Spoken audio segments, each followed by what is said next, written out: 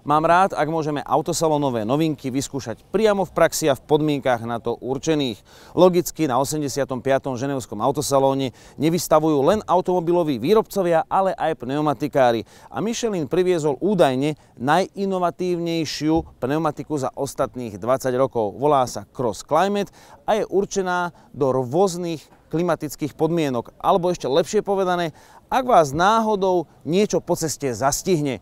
Chlad, sneh a dážď. A to sa nám stávalo práve tu v mestečku Divonne, nedaleko Ženevy, kde sme často nocovali počas ženevského autosalónu. Večer bolo tak príjemne jarne a ráno nás zrazu prekvapil sneh. Čiže nie je náhoda, že Michelin si vybral práve túto lokalitu pod pohorím Jura.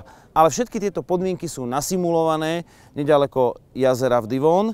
Máme tu iglu alebo halu, v ktorej je snehový kopec. Máme tu suché podmienky, trať s navlhčeným povrchom a vyslovene kúsky trate s mokrým povrchom. A ako vidíte, okolo mňa je niekoľko aut a nie všetky majú novú zázračnú pneumatiku.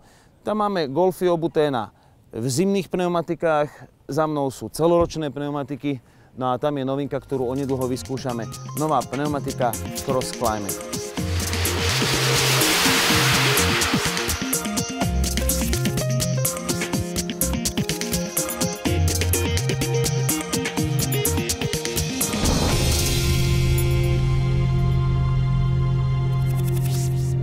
Pozerám na ten zázračný dezén a snažím sa v tom nájsť nejakú logiku, zatiaľ nám nebolo vysvetlené, akými technickými prostriedkami boli dosiahnuté tie vlastnosti, ktoré Michelin sľubuje v tomto prípade.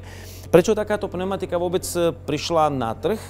Výskumy zistili, že 65% motoristov v Európe jazdí celý rok na letných pneumatikách a jednoducho neprezú. Aj napriek tomu, že dnes v Paríži, v Miláne prídu náhle zmeny počasia, predstavte si, iba 5% všetkých európskych motoristov používa celoročné pneumatiky a tie sa zdá, že sú nevyhovujúce.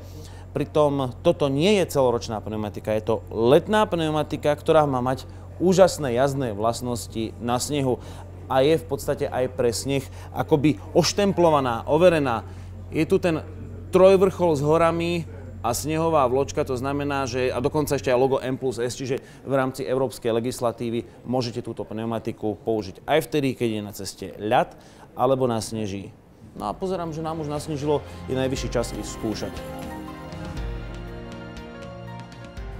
Tak, čaká nás prvá disciplína, brzdenie na suchom, najskôr si trošku celoročné pneumatiky, trošku si ich takto zohrieme,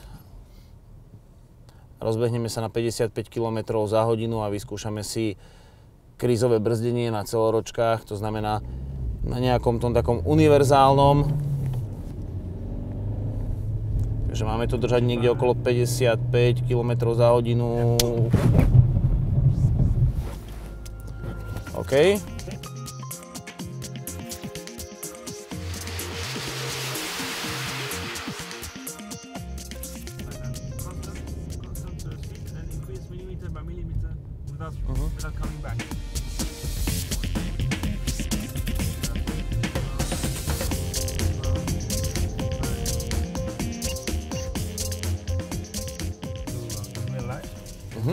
Get moving, you accelerate to see the potential of OK.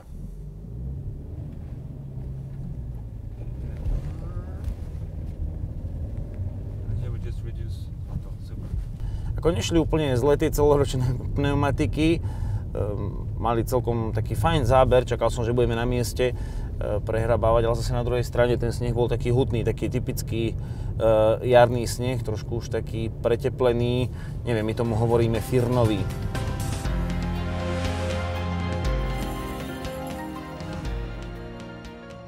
Že mám ten istý Golf, neupravený, OK, takže najprv si rovnakým spôsobom zahrejeme pneumatiky, takže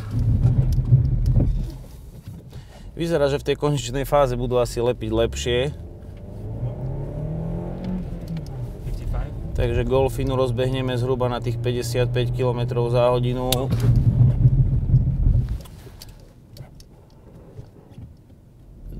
Rozdiel bol v tých posledných metroch brzdenia. kedy ABS neprerušovalo tak markantne. No, tak máme podstatne vyššiu rýchlosť.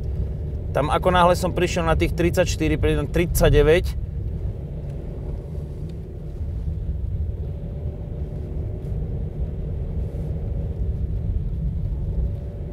Čo je zaujímavé, tá pneumatika, aj keď už povolí potom pri istej rýchlosti, tak sa skôr prilepí. Sa skôr možno prilepí späť. No. Tak teraz ideme vyskúšať, ako nám zaberie nová zázračná pneumatika. Tak je tam podľa mňa taký, zvlášť pri tom štarte som cítil rozdiel. Potom akože ten nárast rýchlosti bol, ale možno som mal nízke otáčky na to, aby som to prehrabal. Je to možné a funguje to. Asi najzásadnejšia pre dosiahnutie vlastností bola zmes. Ide o revolučnú zmes s perfektným mixom medzi dlhými a krátkými polymérmi a dobrým rozptýlením siliky. Preto je zmes pneumatiky Cross Climate dokonale emulzívna. Môžeme si to vysvetliť aj na príklade koláča. Môžete použiť múku, vajíčka a tak ďalej, ale ak nemáte správny pomer, budete mať hrudky v koláči a ani chuť nebude taká, aká má byť. Takže prvá technológia je zmes. Druhou je vzorka pneumatiky. Veľa sme pracovali na tvare, aby bol správny pásový, tzv. Húsenicový účinok na snehu. Tiež sme uvažovali nad spôsobom, ako dať vzoru pneumatiky lepšiu trakciu voči vode a roztopenému snehu. No a ešte sme chceli pokryť aj tie krajné vlastnosti na snehu. Pracovali sme rovnako aj na dezéne jeho tvare a jeho tvrdosti, aby bol dobrý aj na suchu. Máme dvomyselný a kompletný dezén pre mokro a sneh. Malé skosené hrany sú na plášti preto, aby sme zabezpečili väčšiu priľnavosť na suchu. Takže vidíte, že sucho, mokro aj sneh sú kompletne pokryté. Vďaka všetkým týmto technológiám môžete čeliť meniacim sa poveternostným podmienkam s jednou pneumatikou.